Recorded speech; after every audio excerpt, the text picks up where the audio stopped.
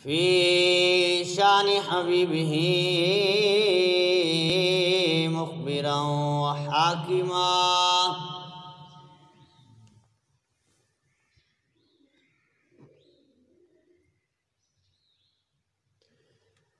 ان اللہ وملائکتہ یصلون علی النبی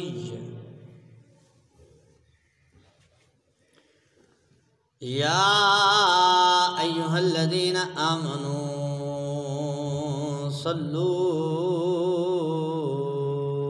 علیہ وسلموا تسلیما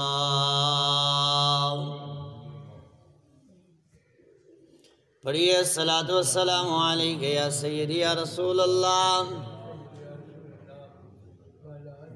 وعلی آلک واصحابک یا سیدی یا حبیب اللہ الصلاۃ والسلام علیک یا سیدی یا نبی اللہ وعلی آلک واصحابک یا سیدی یا نور اللہ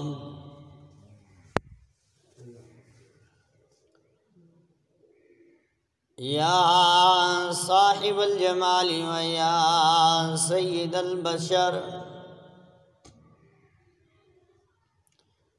من وجهك المنير لقد نور القمر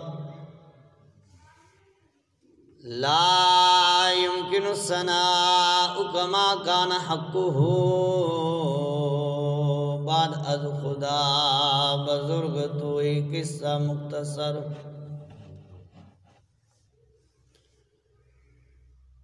بالغ العلا بکمالہ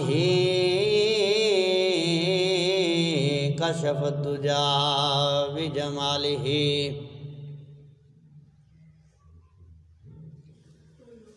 حسنت جمیع خصالہ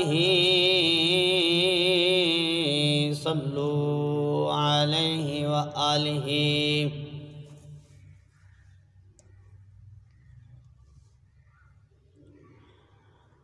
مولاي صل وسلم دائما ابدا اعلى حبيبك خير الخلق كلهم هو الحبيب الذي ترجى شفاعته لكل هول من الأهوال مقتحم محمد سید الکونین والثقلین والفریقین من عرب ومن عجم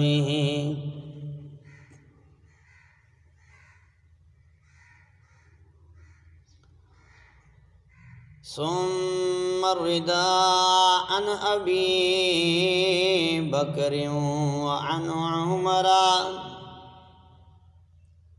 وعن علي وعن عثمان ذي الكرم يا رب بالمصطفى بلغ مقاصدنا یا رب بالمصطفى بلغ مقاصدنا واغفر لنا ما مدى یا واسع الکرم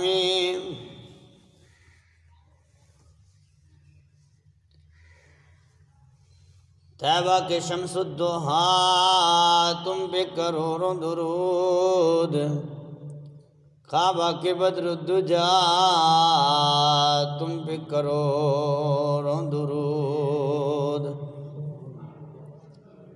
برس کرم کی برہن پھولے نعم کے چمن برسے برسے کرم کی برہن پھولے نعم کے چمن ایسی چلا دو ہوا تم پہ کروڑوں درود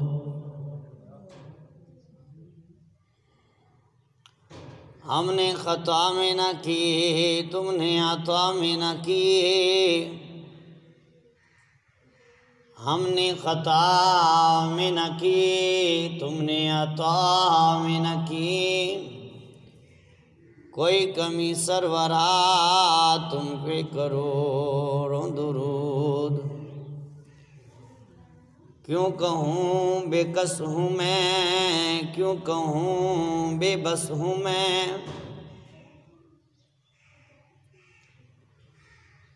کیوں کہوں بے کس ہوں میں کیوں کہوں بے بس ہوں میں تم ہو میں تم پہ فدا تم پہ کروڑوں درود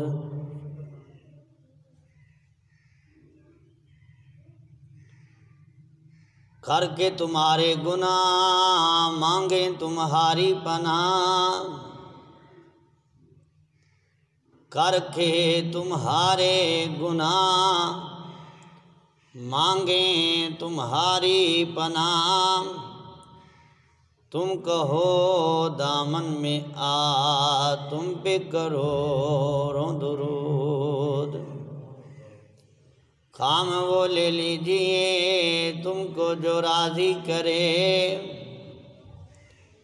کام وہ لے لیجئے تم کو جو راضی کرے ٹھیک ہو نام رضا تم پہ کروڑوں درود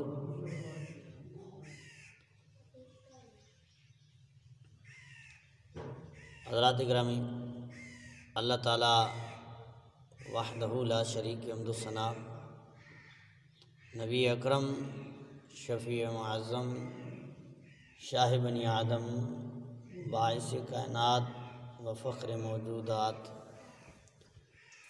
محبوب رب لم یزل غریبوں کے آقا بے کسوں کے سہارا ہم سب کے مولا مأویٰ ملجا احمد مجتبی محمد مصطفیٰ صلی اللہ علیہ وسلم کی بارگاہ میں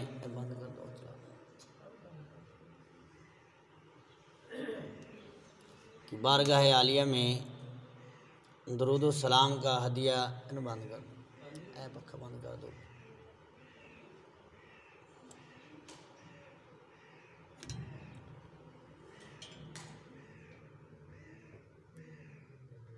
حضور علیہ السلام کی بارگاہ عالیہ میں درود و سلام کا ہدیہ عرض کرنے کے بعد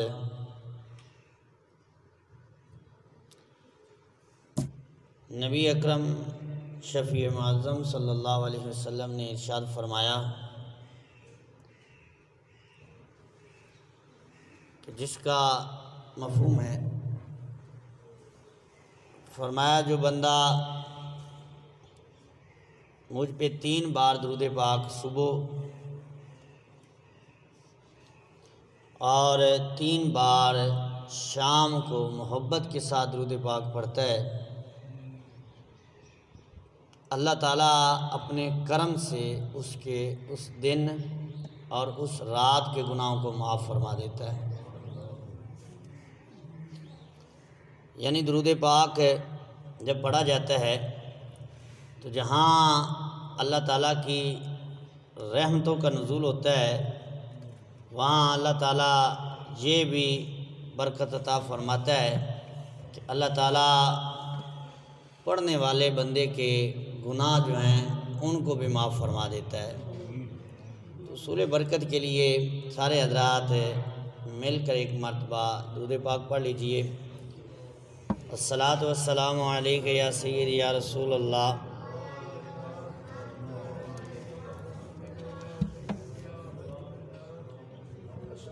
الصلاۃ والسلام علیک یا سیدی یا نبی اللہ وعلی آلک و اصحابک یا سیدی یا نور اللہ تسی شور ہی کردے پے انہوں یا تو باہر کر دو یا انہوں نے تانگ ہی کرنا.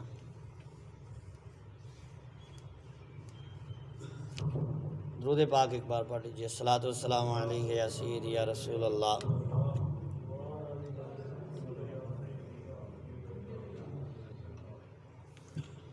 الصلاۃ والسلام علیہ یا سیدی یا نبی اللہ وعلی آلک و اصحابک یا سیدی یا نور اللہ. واجب الاحترام محتشم سامعین، بزرگوں اور دوستو، ربیع النور شریف کا بحمد اللہ تعالی یہ دوسرا جمعہ ہے اور حضور علیہ السلام کی آمد کا مہینہ ہے. ہر طرف خوشیوں کا سماں ہے. تو حضور علیہ السلام کی ولادت باسعادت سے ساری کائنات کو خوشیاں ملی.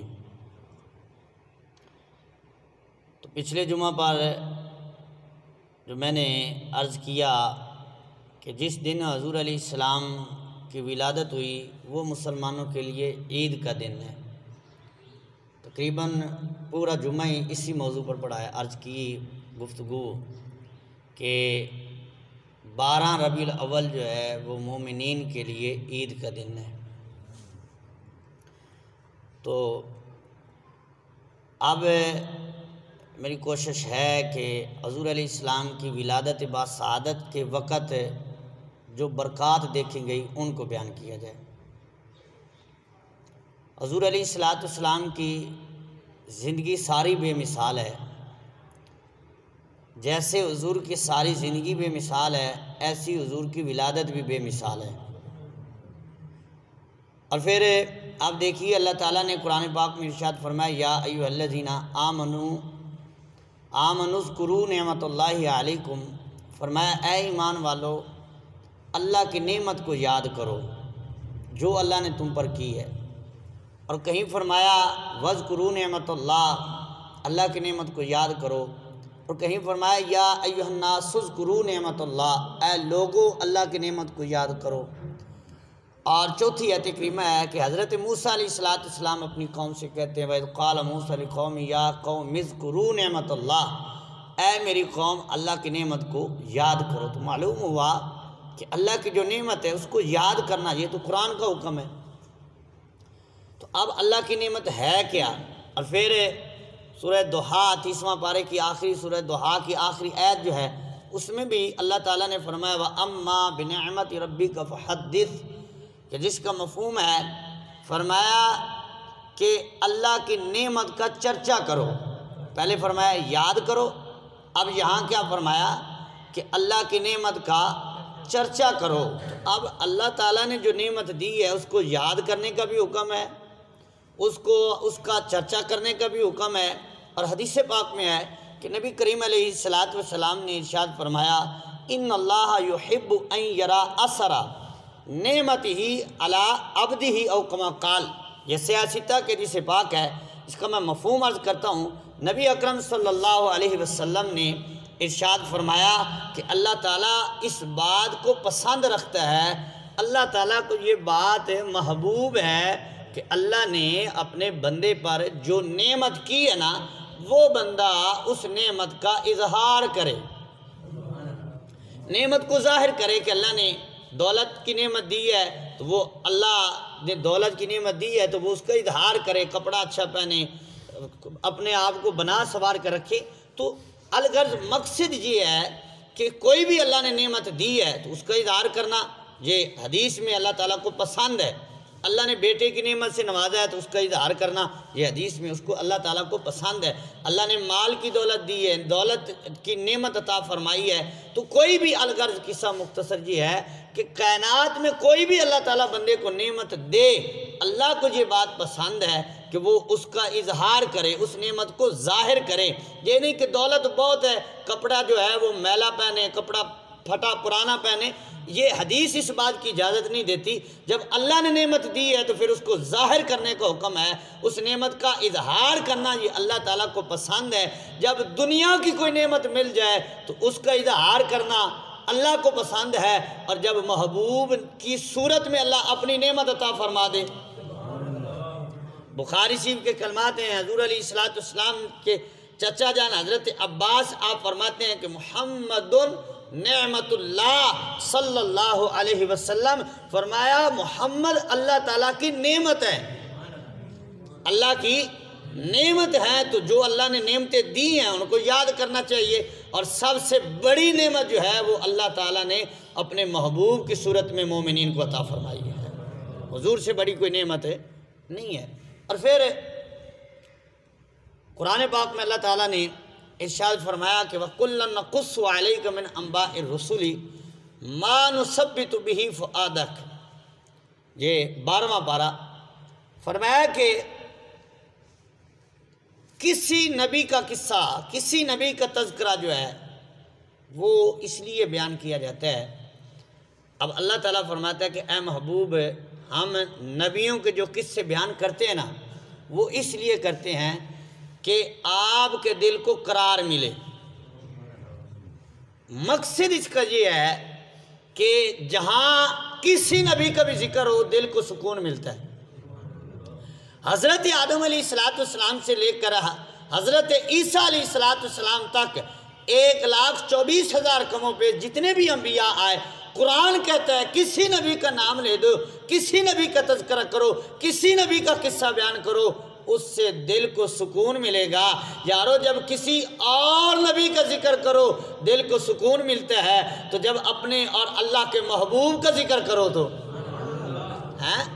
تو یہ تو قرآن کہتا ہے کہ نبیوں کا تذکرہ جو ہے یہ دلوں کو سکون دیتا ہے، اور میں تو یہاں کہتا ہوں کہ نبیوں کا ذکر کیا جائے دل کو سکون ملتا ہے، اور اللہ کے محبوب کا ذکر کیا جائے تو دل کو بھی سکون ملے گا، قبر میں بھی سکون مل جائے گا۔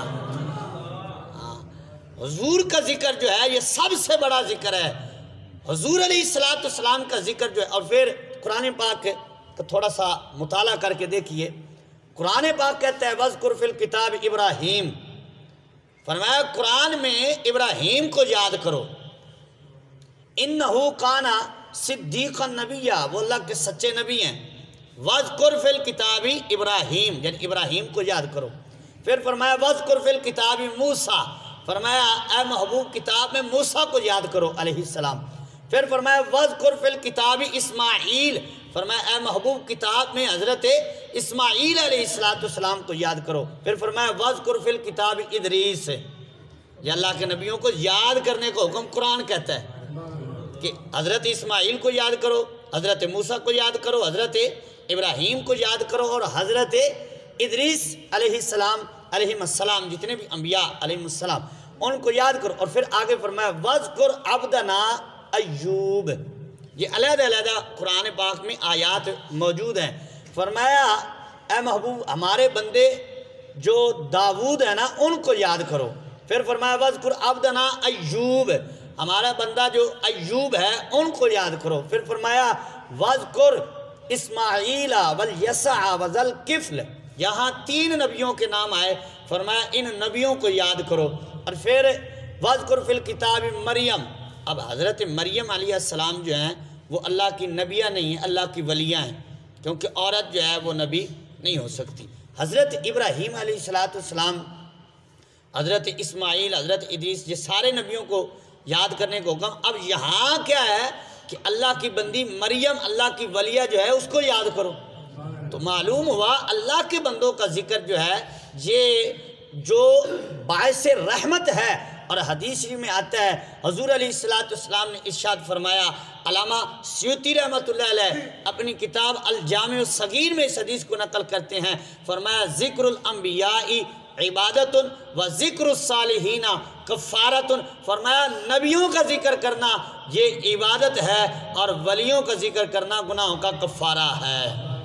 معلوم ہوا اللہ کے بندوں کو یاد کرنا یہ فضول نہیں ہے، عبادت شمار ہوتا ہے، اور اللہ کے ولیوں کو یاد کیا جائے تو یہ عبادت تو اپنی جگہ، لیکن عبادت نہیں تو گناہوں کا کفارہ ضرور بن جاتا ہے۔ تو اللہ کے بندوں کو یاد کرنا۔ اور پھر یہ مشکات شریف کے حدیث پاک ہے اور سیاستہ میں بھی موجود ہے کہ حضور علیہ السلام کے صحابہ کرام علیہ رضوان مسجد نبوی میں بیٹھے ہیں۔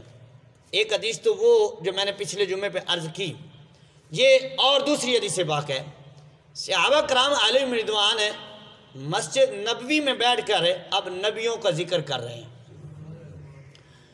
ایک صحابی کہتے ہیں کہ اللہ تعالیٰ نے ابراہیم علیہ السلام کو کتنا مقام دیا ہے کہ وہ اللہ کے خلیل ہیں، اللہ نے ان کو خلیل بنایا، کتنا ان کا مقام ہے۔ دوسرے صحابی نے کہا ہاں بات تو ایسی ہے، پھر حضرت آدم علیہ السلام کو دیکھو، ان کا مقام کتنا ہے کہ اللہ تعالیٰ نے ان کو صفی اللہ بنایا ہے۔ اور ایک اور صحابی نے کہا کہ یہ بات بھی ٹھیک ہے، لیکن حضرت موسیٰ علیہ السلام کو بھی دیکھو، اللہ نے ان کو کلیم اللہ بنایا ہے۔ اب یہ نبیوں کے تذکرے ہو رہے ہیں، نبیوں کا ذکر ہو رہا ہے، اور ہو کہاں رہا ہے مسجد نبوی میں، حضور کی مسجد میں ذکر ہو رہا ہے، کس کا؟ اللہ کے نبیوں کا۔ اور پھر ایک اور صحابی نے کہا کہ حضرت عیسیٰ علیہ السلام کو دیکھو، اللہ نے ان کو کتنا مقام عطا فرمایا کہ روح اللہ کا لقب عطا فرمایا۔ اب اتنے میں پیارے محبوب کریم علیہ السلام بھی تشریف لائے، اب سنا، اور سرکار علیہ السلام نے فرمایا سمعت کلامکم، میں نے تمہاری ساری باتیں سن لی ہیں۔ اب سن کر یہ نہیں فرمایا کہ نہیں تم کیا بات کر رہے ہو، بھلا نبیوں کا مسجد میں نبی کا ذکر کر رہے ہو، یہ تم نبیوں کا ذکر کیوں کر رہے ہو؟ منع نہیں فرمایا، سرکار نے فرمایا جیسا تم نے کہا ہے ٹھیک ہی کہا ہے۔ اللہ اکبر، یہ حضور کا قول ہے، یہ سرکار کا فرمان ہے۔ مسجد نبوی ہے، ذکر سارے نبیوں کا ہو رہا ہے، حضور کی مسجد میں نبیوں کا ذکر ہو رہا ہے، اور سرکار نے سن کر فرمایا، اور کار کون رہے ہیں؟ حضور کے پیارے صحابی۔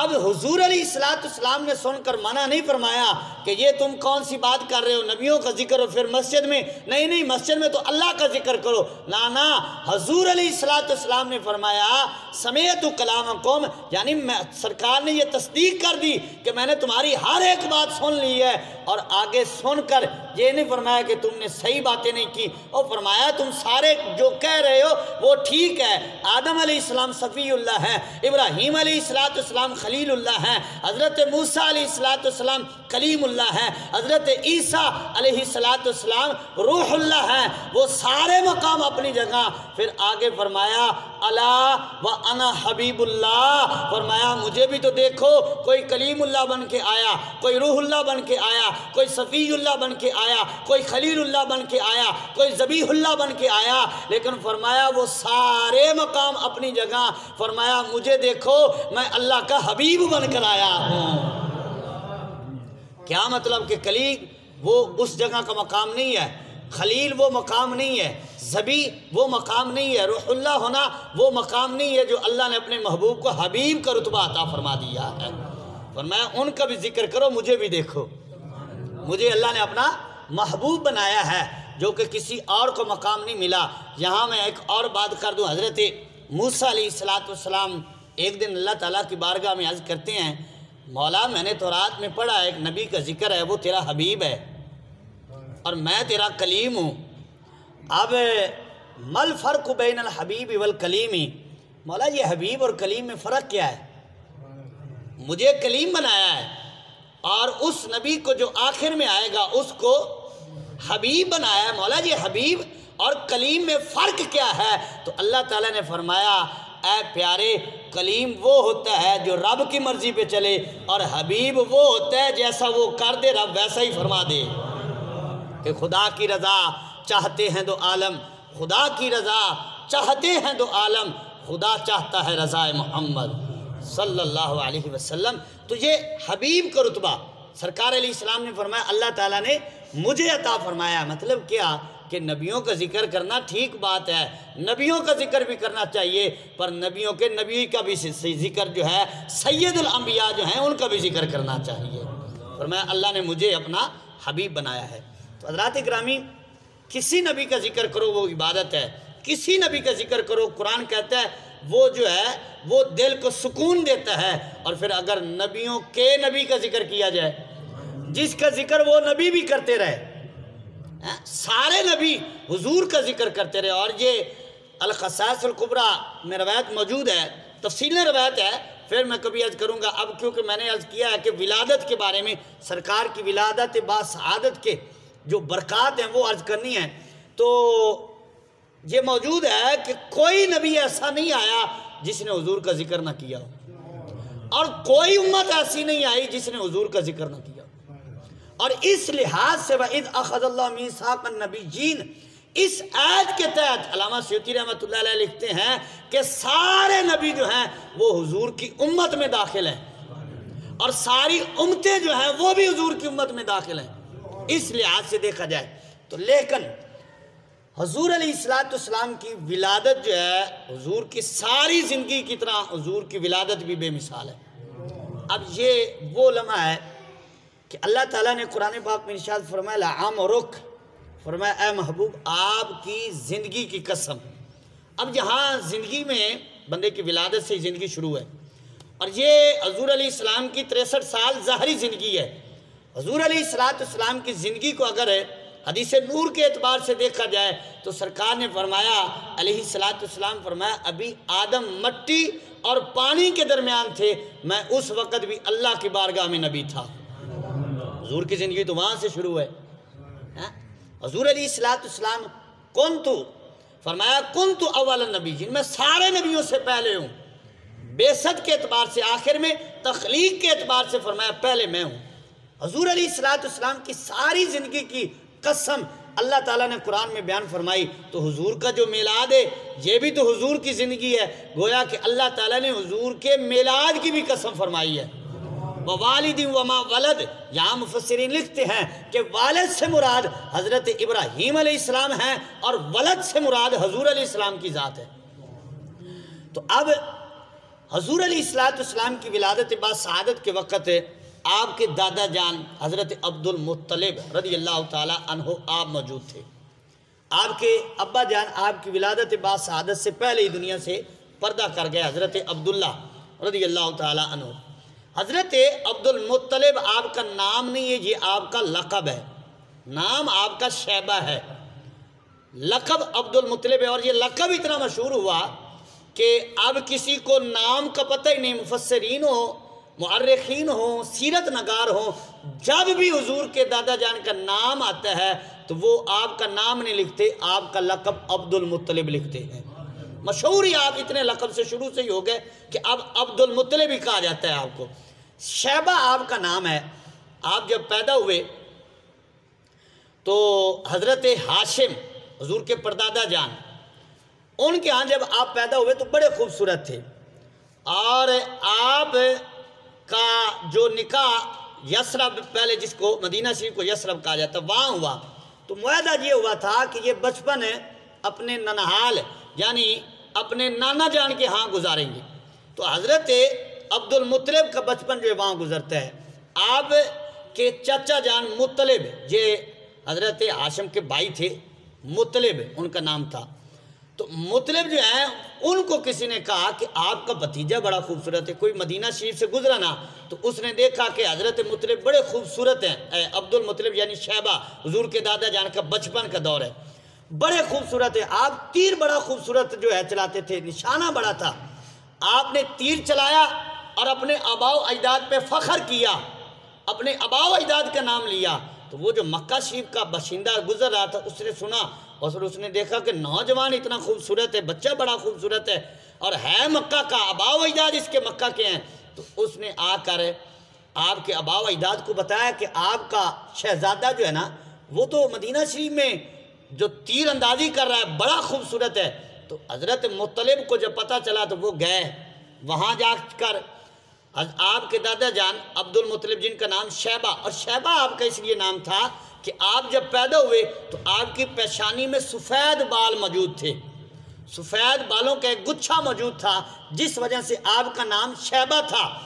اب وہاں سے انہوں نے لیا، اور آپ کی جو والدہ تھی ان سے چھپا کر آپ وہاں سے لے کر چلے، راستے میں کوئی پوچھتا کہ یہ بچہ کون ہے تو وہ کہتے یہ میرا عبد ہے، عبد یعنی غلام ہے، تو نام آپ کا نہیں بتایا کہ کہیں جا کر ان کو بتا نہ دے کہ آپ کا جو بیٹا ہے وہ لے کر چلے گئے، نام نہیں بتایا۔ آگے بٹھایا ہے، خوبصورت بڑے تھے، جو دیکھتا مکے والا وہ کہتا کہ یہ کون ہے؟ آپ کہتے یہ میرا عبد ہے، عبد ہے۔ تو اب جب عبد کہا تو جب لوگوں نے بار بار سنا تو پھر حضور کے دادا جان کا نام جو ہے اس وجہ سے عبد المطلب پڑ گیا، ویسے آپ کا نام شیبہ تھا۔ اور پھر جہاں حضور علیہ السلام کے دادا جان بڑے سخی تھے، بڑے امیر تھے اور مکے کے حکمران تھے، اور حضور علیہ السلام کی ولادت بعد سعادت جب ہوتی ہے تو حضرت عبد المطلب نے سارے مکے والوں کی دعوت کی، اور بلکہ کچھ سیرت نگاروں نے کہ تو یہ بات بھی لکھی ہے کہ حضرت عبد المطلب نے اپنے کرندوں کو بلایا، خادموں کو بلایا اور بلا کر کہا کہ ایسا کرو کہ دیکھو مکہ شریف میں اور اس کے قریبی جو ہماری حکومت میں گھر آتے ہیں، علاقے آتے ہیں، گنو کتنے لوگ ہیں، کتنے گھر ہیں، اور شاہی کھانے بنواؤ، اور کھانے بنوا کر جو ہے آج شام سے پہلے پہلے ہر ایک گھر میں جو ہے وہ ہماری طرف سے کھانا پہنچنا چاہیے۔ اب اس انداز سے آپ کے دادا جان جو ہیں وہ مکہ والوں کی دعوت کر رہے ہیں، ہر ایک گھر میں کھانا، شاہی کھانا پہنچایا گیا۔ اور جب رات ہوتی ہے تو حضرت عبد المطلب نے اپنے جو خادم تھے ان کو بلایا اور بلا کر فرمایا کہ ہر ایک گھر میں تو کھانا پہنچ گیا ہے، مجھے بڑی خوشی ہوئی ہے کہ میرے پوتے کے صدقے میں، اس کی خوشی میں ہر ایک کو آج کھانا ملا ہے، کوئی جو ہے وہ بھوکا نہیں سوئے گا۔ فرمایا ایسا کرو، جو بندے ہیں، جو لوگ ہیں، جو گھر ہیں، ان کے ہاں تو کھانا پہنچ گیا ہے، اب قریبی جنگلات میں جو جانور ہیں نا، وہ ہو سکتا ہے رات کو شکار کرنے نکلیں، کسی کو شکار ملے اور کسی کو شکار نہ ملے، ایسا کرو جنگل میں جاؤ اور میری اتنی بھیڑیں اور میرے اتنے اونٹ جو ہیں ان کو ذبح کر کے وہ گوشت بنا کر جنگل میں ڈال دو، تاکہ آج کی رات جو ہے کوئی جانور بھی بھوکا نہ سوئے، وہ بھی کچھ نہ کچھ کھا کر سوئے۔ اس انداز سے حضور علیہ السلام کی آمد پہ دعوت ہو رہی ہے، آپ کے دادا جان نے دعوت کی۔ اب جب دعوت کی، سب لوگوں نے کھایا، تو اب وہ سارے اکٹھے ہو کر حضرت عبد المطلب کے پاس آ گئے اور آ کر کہنے لگے اتنی بڑی دعوت کے اہتمام کیا، اس کی وجہ کیا ہے؟ فرمایا تمہیں پتہ نہیں، اللہ نے مجھے پوتا عطا فرمایا ہے۔ اب اس دعوت سے آپ محسوس کر لیں کہ حضور کے دادا جان امیر کتنے تھے، اور یہی واقعہ دیکھیں کہ جب وہ ابرا، جس کو واقعہ فیل جو قرآن میں موجود ہے، جب وہ کعبے کو گرانے آتا ہے تو اس نے حضرت عبد المطلب کے 200 اونٹ جو ہیں ان کو قبضے میں کر لیا۔ اب جس کے 200 اونٹ مکہ میں ہوں وہ امیر کتنا ہوگا؟ یہ میں باتیں اس لیے کر رہا ہوں کہ لوگ کہتے ہیں کہ حضرت حلیمہ بعد میں آئی، باقی دائیاں پہلے آئیں، حضور کو یتیم سمجھ کے چھوڑ گئی۔ ایسی بات نہیں ہے، حضور کے دادا جان امیر کتنے ہیں آپ دیکھیں تو صحیح، اور پھر وہ مکے کے حاکم ہیں، یتیم سمجھ کے چھوڑ نہیں گئی، آئیں، حضور نے قبول ہی نہیں کیا۔ ہاں، حضور نے قبول ہی نہیں کیا، یہ تو میں آگے باتیں ساری عرض کروں گا آپ کو۔ تو حضرت عبد المطلب حضور کے ولادت کی خوشی میں اتنی بڑی دعوت کر رہے ہیں، اور پھر جب سارے لوگ آئے انہوں نے کہا جی اتنی بڑی دعوت کی ہے، نام کیا رکھا ہے؟ فرمایا نام اس کا محمد رکھا ہے صلی اللہ علیہ وسلم۔ اب جب لوگ سارے اکٹھے ہو گئے، ان کا جی نام آپ نے رکھا ہے، لیکن یہ نام تو ہمارے علاقے کا تو نہیں ہے، یہ نام ہے مکے کا تو نہیں ہے، یہ نام عرب کا نہیں ہے، کسی نے کبھی ایسا نام نہیں رکھا۔ تو حضرت عبد المطلب نے فرمایا یہ نام میں نے اس لیے رکھا، اور اس سے پہلے آپ نے ایک خواب دیکھا، آپ حرم پاک میں سوئے ہوئے تھے کہ آپ کو خواب آتا ہے اور آپ کی پشت سے ایک زنجیر نکلتی ہے، وہ درخت بن جاتی ہے اور اس کی شاخیں آسمانوں تک جاتی ہیں، جس کئی سیرت نگاروں نے لکھا آپ کی پشت سے وہ درخت نکلا اور وہ اس کی شاخیں آسمان تک جاتی ہیں، مشرق اور مغرب تک اس کا نور پھیلا ہوا ہے، اور لوگ جو ہیں جوک در جوک، گروہ در گروہ اس درخت سے لپٹ رہے ہیں، اور کچھ لوگ ہیں جو اس کی جڑوں کو کاٹنا چاہتے ہیں۔ تو حضرت عبد المطلب نے یہ خواب دیکھا، بیدار ہوئے، نجومی کے پاس گئے، اس کو خواب بتایا، اس نے کہا عبد المطلب پریشان ہونے کی بات کوئی نہیں، یہ خواب اگر سچا ہے تو تیری اولاد سے ایک بیٹا ایسا پیدا ہوگا جو ساری دنیا پہ حکومت کرنے والا ہوگا، ساری دنیا اس سے پیار کرے گی۔ فرمایا پریشان ہونے کی بات کوئی نہیں، یہ خواب بڑا اچھا ہے۔ اب یہ خواب تھا کہ جب حضور پیدا ہوئے پھر برکات دیکھی کہ کعبہ بھی وجد میں ہے، ہر شے جو ہے وہ نوری ہو گئی ہے، نور ہی نور پھیل گیا ہے۔ تو اب آپ سمجھ گئے کہ جو وہ بچہ وہی ہے جس بچے کا خواب میں نے دیکھا وہ پیدا ہو گیا ہے۔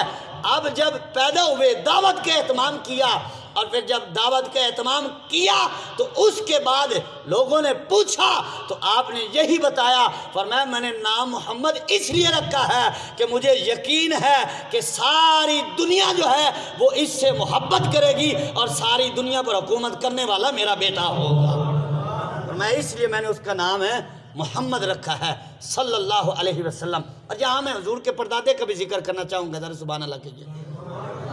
حضرت ہاشم، حضرت ہاشم کا نام بھی ہاشم نہیں ہے، یہ بھی آپ کا لقب ہے، یہ حضور کے پردادا جان ہیں حضرت ہاشم۔ آپ کا نام عمر بن عاص بن عبد مناف ہے۔ ہاشم آپ کو کیوں کہتے ہیں؟ حضور کو ہاشمی کہا جاتا ہے، اور آپ جب قبیلہ بنو سعد میں جاتے تو قبیلہ بنو سعد والے آپ کو ہاشمی کہتے تھے، اور یہ آپ مشہور ہی ہاشمی خاندان سے ہیں۔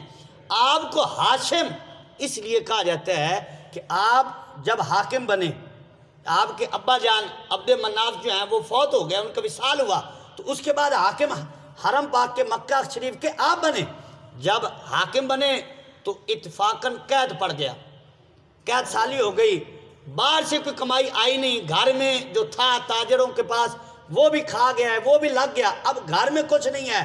تو حضرت ہاشم نے اپنے غلاموں کو بلایا اور فرمایا ایسا کرو، میرے جو اونٹ ہیں ان کو ذبح کرو، اور ہر ایک کے گھر میں جو ہے وہ کھانا ہماری طرف سے جانا چاہیے۔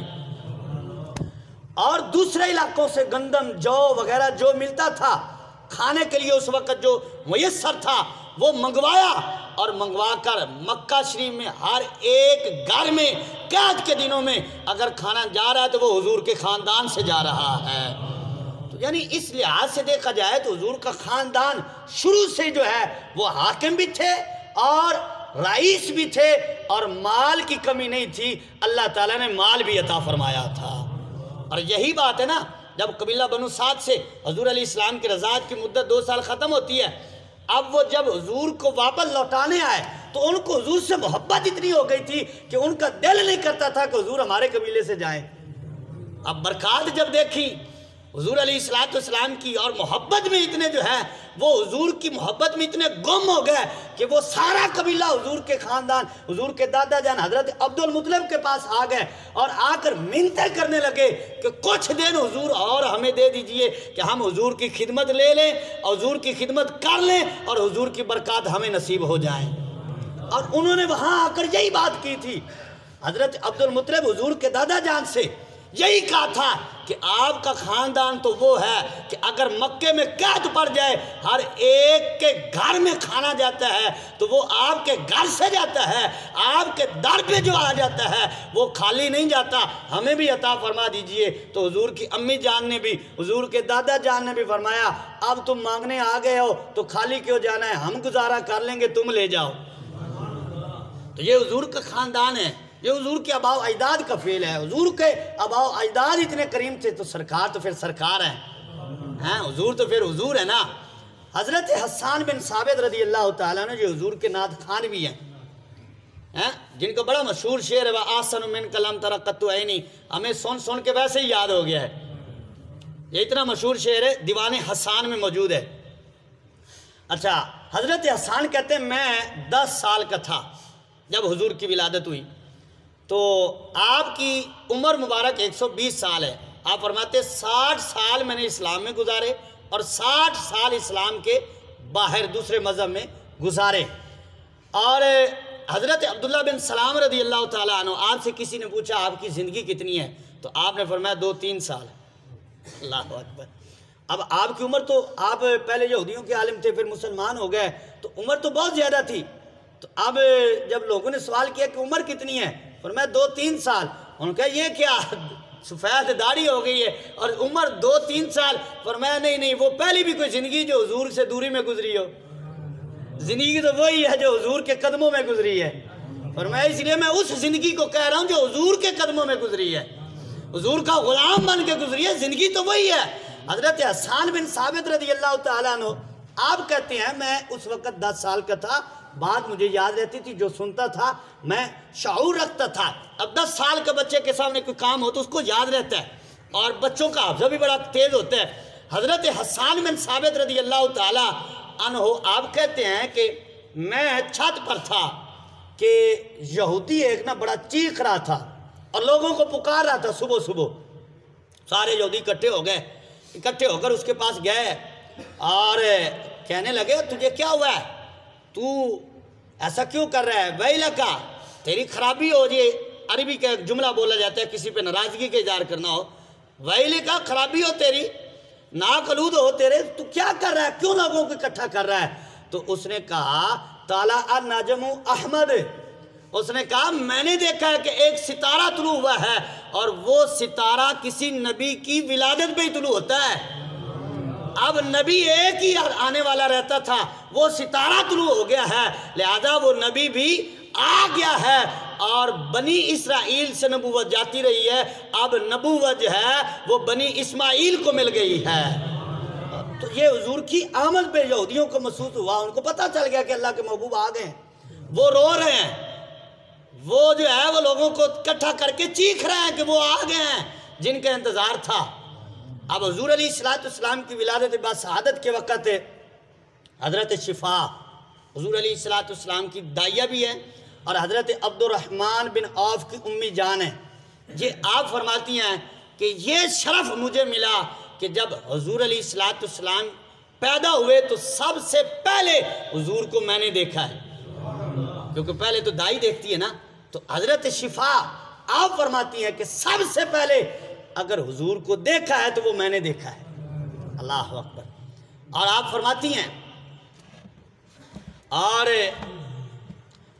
یہاں حضرت عثمان بن عاص رضی اللہ تعالیٰ عنہ آپ کا قول ہے کہ جب حضور علیہ السلام کی ولادت ہوئی تو اس وقت فما شیء انظر الیہ فی البیت الا نور، جب حضور پیدا ہوئے تو گھر میں ایسی کوئی شے نہیں تھی جو نورانی نہ ہو گئی ہو، ہر شے نورانی نظر آ رہی تھی، سارا گھر جو ہے وہ نور سے بھر گیا۔ اور پھر فرماتی ہیں کہ حضور علیہ السلام جب پیدا ہوئے اور پھر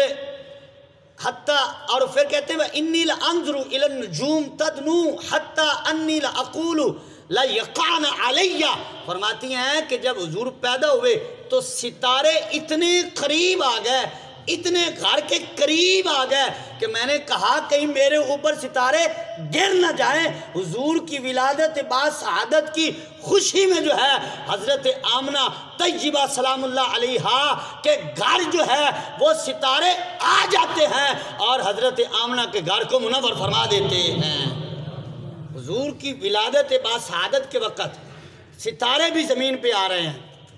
اور پھر ایک اور بڑی بات ہے، میں وہ بھی کر دیتا ہوں کہ سوال ہوتا ہے کہ دیکھو جب حضور پیدا ہوئے تو جھنڈے تو مکے میں لگے ہی نہیں، مکے میں کس نے جھنڈا لگایا؟ حضور پیدا ہوئے تم جھنڈے لگاتے ہو، حضور کی جب ولادت ہوئی تو کس نے جھنڈا لگایا مکے میں؟ تو ہم یہ کہتے ہیں کہ جب حضور پیدا ہوئے مکہ شریف میں حضور کی ولادت باسعادت ہوتی ہے، تو جب سرکار علیہ السلام کی ولادت باسعادت ہوئی، حضور کے گھرانے کے علاوہ حضرت آمنہ اور حضور علیہ السلام کے دادا جان اور دیگر جو گھر میں تھے ان کے علاوہ ہمیں کوئی مسلمان مکے میں دکھاؤ، تو کیا کہیں گے؟ نہیں، اس وقت تو حضور نے ابھی اعلان نبوت نہیں کیا، حضور علیہ السلام کی ولادت ہوئی تو مسلمان تو کوئی نہیں تھا۔ تو پھر بات تو واضح ہو گئی نا کہ حضور کی ولادت پہ جھنڈا مسلمان لگاتا ہے، کافر تھوڑا لگاتا ہے۔ کافر نے جھنڈے لگانے ہیں، کافر نے کب جھنڈا لگایا حضور کی ولادت پہ؟ ہاں اس وقت کافر تھے، جھنڈا کوئی نہیں لگا، لیکن اللہ تعالیٰ کی ذات تھی۔ حضرت آمنہ طیبہ سلام اللہ حضور کی امی جان آپ فرماتی ہیں کہ میں نے دیکھا کہ حضور کے نور کی برکت سے مجھ پر جو ہے وہ سارے پردے اٹھ گئے، یہاں تک کہ میں نے شام کے محلات کو بھی دیکھ لیا۔ اور پھر آگے فرماتی ہیں میں نے یہ بھی دیکھا کہ 3 جھنڈے لگائے گئے، ایک مشرق میں، ایک مغرب میں اور ایک کعبے کی چھت پر۔ کافر نے جھنڈا تھوڑا حضور کی آمد کے لگانا ہے، مسلمانوں نے لگانا ہے۔ اچھا اب پھر یہاں سے تھوڑا سا کچھ سال جو ہجرت کے بعد کے دیکھے، جب حضور ہجرت کر کے مکہ شریف سے مدینے جاتے ہیں تو مدینہ شریف میں مسلمان موجود ہیں، حضور کی آمد سے پہلے مسلمان موجود ہیں مدینہ شریف میں۔ اب مدینہ شریف کا منظر دیکھیں، بخاری شریف، مسلم شریف، سیرت کی کتابیں کوئی بھی اٹھا کر دیکھ لیں، جب سرکار علیہ السلام مکہ شریف سے مدینہ شریف کی طرف ہجرت کر کے آتے ہیں تو مدینہ شریف کا ماحول یہ ہے کہ ہر گھر میں خوشی ہے، ہر گلی میں خوشی ہے، ہر بندہ خوش ہو رہا ہے۔ بلکہ امام مسلم تو کہتے ہیں کہ مدینہ والے جتنے حضور کی آمد پہ خوش ہوئے ہیں اتنے خوش نظر آئی نہیں ہے کبھی، کیونکہ حضور کی آمد پہ انہیں جتنی خوشی ہوئی ہے اور کسی بات پہ خوشی ہوئی نہیں ہے۔ اب حضرت آمنہ رضی اللہ تعالی عنہا فرماتی ہیں کہ 3 جھنڈے لگے، ایک مشرق میں اور ایک مغرب میں اور ایک کعبے کی چھت پہ۔ لگائے کس نے؟ جبریل نے۔ بھیجا کس نے؟ رب نے۔ وَيَفْعَلُونَ مَا يُؤْمَرُونَ، فرشتے اللہ کے حکم کے بغیر تو کچھ کرتے ہی نہیں ہیں، وہ تو اللہ کے حکم کے پابند ہیں، معصوم عن الخطا ہیں۔ جبریل تو فرشتوں کے سردار ہے نا، اب کیا آج جو جبریل نے جھنڈے لگائے اللہ کے حکم کے بغیر آ گئے؟ رب نے بھیجا کہ اے جبریل جا، میرے محبوب کی آمد ہوئی ہے، زمانے والوں کو بتا۔ آج جھنڈے لگ گئے۔ اور ایک اور بھی بات یہاں نظر آتی ہے کہ یہ جھنڈے کیوں لگائے گئے؟ مشرق سے لے کر مغرب تک، مشرق میں جھنڈا، مغرب میں جھنڈا، اور پھر کعبے کی چھت پہ بھی جھنڈا۔ تو اب جھنڈا کیوں لگایا جاتا ہے؟ جھنڈا لگایا جاتا ہے جہاں بندے کی حکومت ہو۔ پاکستان کو علاقہ فتح کرے انڈیا کا تو کیا کرے گا؟ پہلا کام کیا کرے گا؟ اپنا ملک کا جھنڈا لہرائے گا کہ پتہ چل جائے کہ اب یہاں حکومت پاکستان کی ہے۔ جس ملک کی حکومت ہو وہ اس جگہ پہ جھنڈا اپنے ملک کا لہراتا ہے، وہاں اس ملک کا جھنڈا لگا ہوتا ہے۔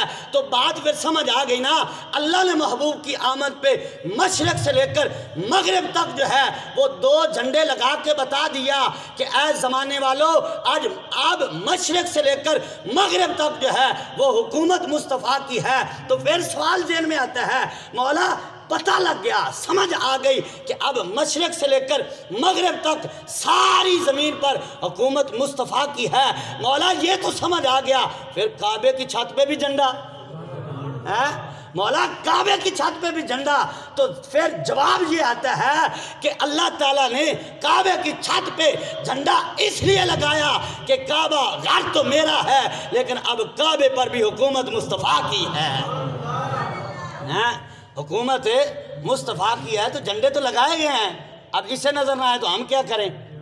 اور پھر وہ جھنڈے کتنے بڑے تھے کہ حضرت آمنہ مکہ شریف میں اپنے کاشانہ اقدس میں حجرہ پاک میں موجود ہیں اور مشرق سے نظر آ رہا ہے۔ وہ کوئی چھوٹا سا جھنڈا تو نہیں تھا نا جو نظر آ رہا ہے، وہ جھنڈا اتنا بڑا تھا کہ مکہ شریف میں بیٹھ کر مشرق سے بھی نظر آ رہا ہے اور مغرب سے بھی نظر آ رہا ہے۔ اور لگائے کس نے؟ جبریل نے۔ بھیجا کس نے؟ رب نے۔ یہ جھنڈے لگانا کوئی نیا کام نہیں ہے۔ اور پھر دیکھیے، میں بات کر رہا تھا حضور علیہ السلام کی ولادت کی۔ حضور علیہ السلام نے خود فرمایا کہ انا دعوت ابراہیم و بشارت عیسیٰ، فرمایا میں ابراہیم کی دعا ہوں اور عیسیٰ علیہ السلام کی بشارت ہوں۔ دعا مطلب حضرت ابراہیم علیہ السلام نے جب گھر بنایا اللہ کا، تعمیر ہو گیا، اب تعمیر کر کے حضرت ابراہیم علیہ السلام دعا کرتے ہیں ربنا وابعث فیہم رسولا، مولا گھر میں نے بنا دیا، اب گھر کو بسانے والا بھی بھیج دے۔ گھر بنا دیا ہے، اب گھر کو بسانے والا بھی بھیج دے۔ تو سرکار علیہ السلام فرما رہے ہیں کہ وہ جو ابراہیم علیہ السلام اللہ کا گھر تعمیر کر کے پھر ایک رسول کی دعا کر رہے تھے کہ مولا اپنا رسول بھیج دے، فرمایا وہ رسول کوئی اور نہیں ہے، وہ اللہ نے مجھے بنا کر بھیجا ہے۔ اچھا، کعبے کو پاک کیا حضرت ابراہیم، حضرت اسماعیل علیہ السلام نے بھی پاک کیا۔ قرآن کہتا ہے وَطَهِرَا بَيْتِيَ لِلطَّائِفِينَ وَالْعَاكِفِينَ کہ حضرت ابراہیم اور حضرت اسماعیل علیہ السلام اللہ تعالیٰ نے حکم دیا، اے میرے بندو، حضرت ابراہیم اور حضرت اسماعیل علیہ السلام سے خطاب ہے، قرآن میں پہلے پارے میں موجود ہے کہ میرا گھر پاک کرو۔ اب حضرت ابراہیم علیہ السلام نے اللہ کا گھر پاک کیا، حضرت اسماعیل علیہ السلام نے اللہ کا گھر پاک کیا. اب اللہ کا حکم ہے وہ پاک نہ کریں، یہ نہیں ہو سکتا. انہوں نے اللہ کا گھر پاک کیا، لیکن جب حضور علیہ السلام کی ولادت ہوتی ہے، علامہ سیوطی رحمۃ اللہ علیہ لکھتے ہیں کہ کعبہ وجد میں تھا اور یہ کہہ رہا تھا الان یطہر الانجاز، اب مجھے پاک کیا جائے گا. پاک کو اللہ کے نبی حضرت ابراہیم علیہ السلام نے بھی کیا، پاک تو اللہ کے نبی حضرت اسماعیل علیہ السلام نے بھی کر دیا تھا.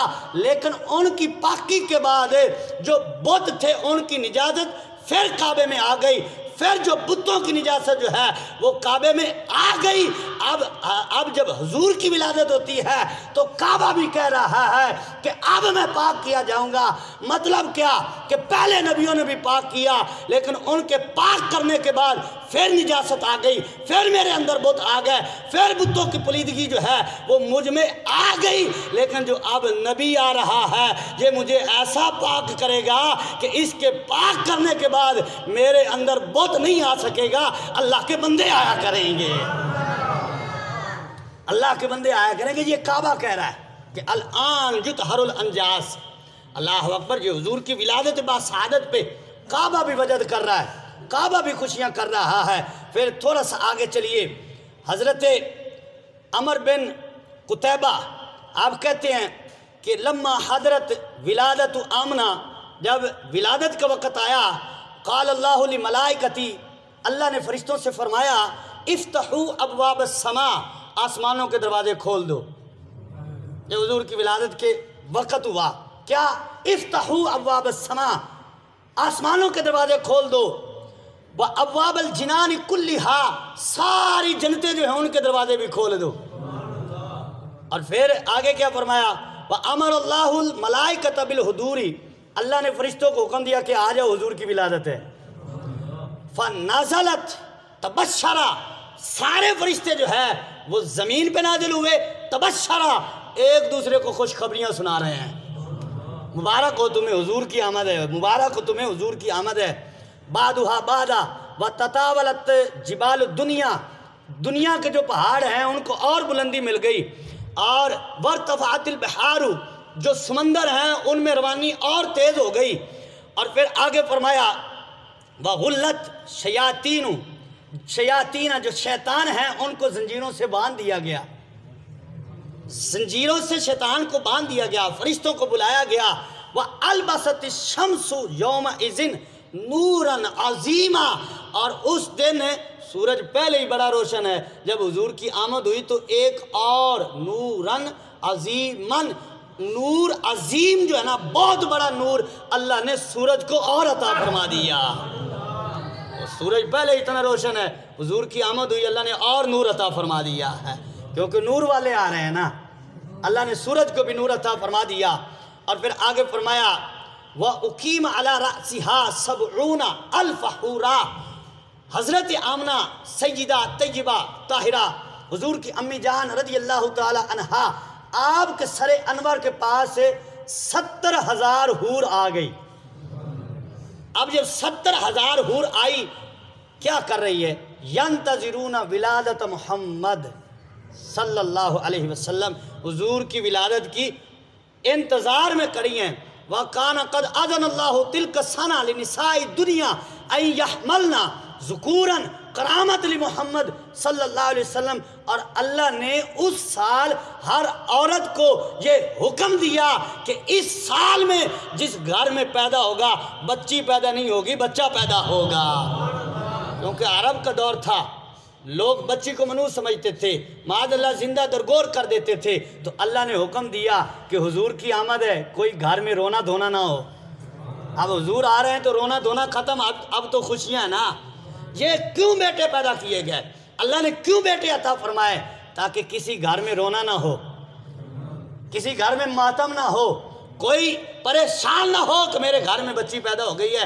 اللہ نے ہر گھر میں لڑکا عطا کیا تاکہ حضور کی آمد پہ جس کے گھر بچہ پیدا ہو وہ پریشان ہو کر نہ بیٹھے بلکہ خوشیاں منائے.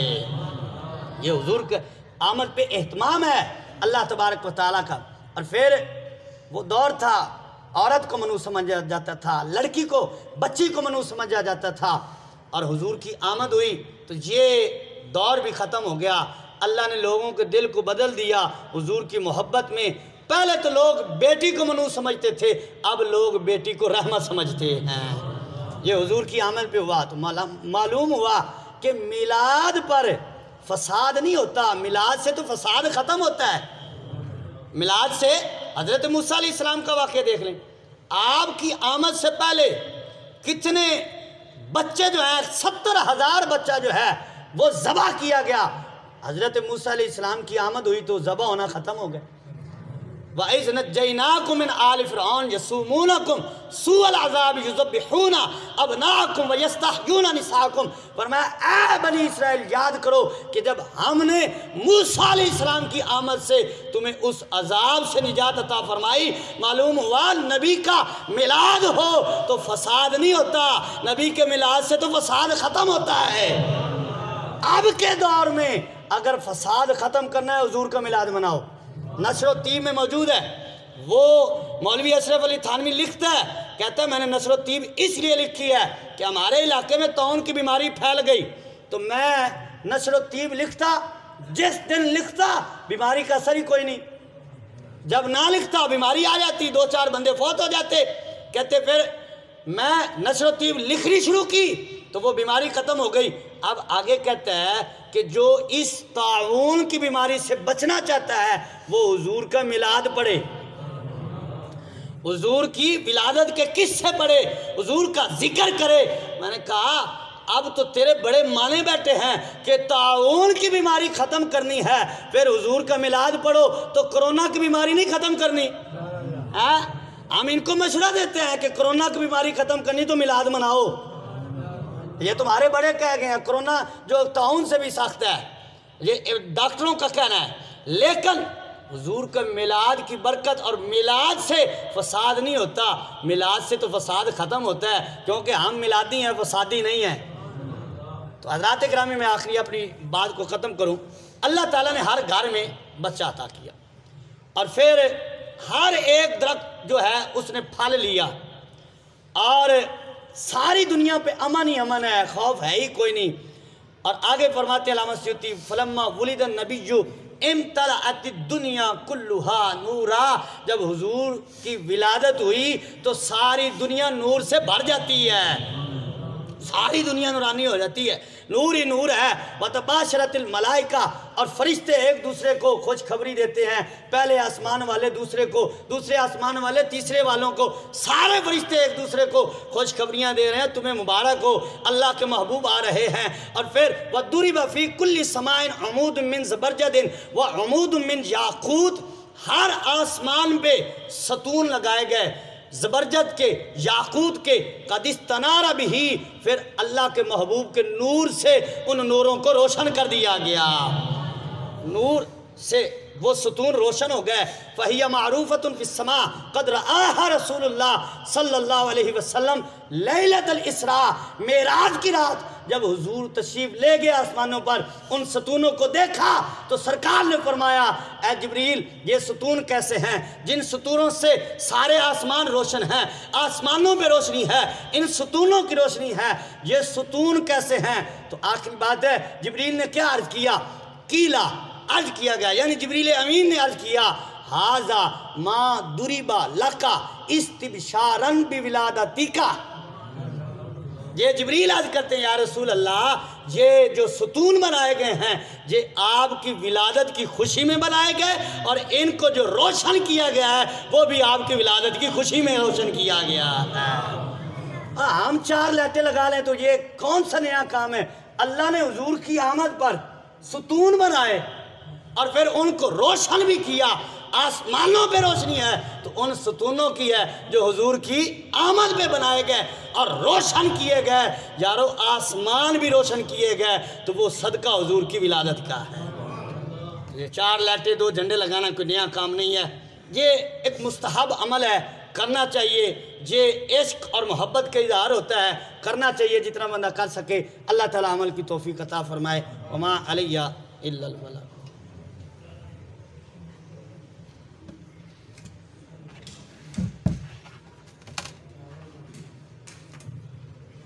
ادھر پڑھ لو وہ خیر ہے دیکھنا دیں گے فَأَعُوذُ بِاللَّهِ مِنَ